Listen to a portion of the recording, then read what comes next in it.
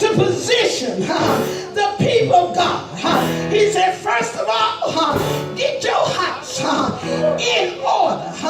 The mess that we got now, it comes from people who don't want to be in order. I'm a country girl, raised on the farm. I never see a rooster run behind another rooster. I never saw a hen lay down with another hen.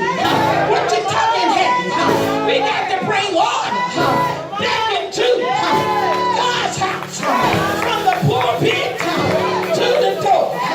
Where's the order? Hezekiah, he said, listen, saints, we got to return back to God. Folks ain't going back to God. They just going in their closet, pulling out an outfit, trying to look holy. But I got news for you. It ain't in your clothes. I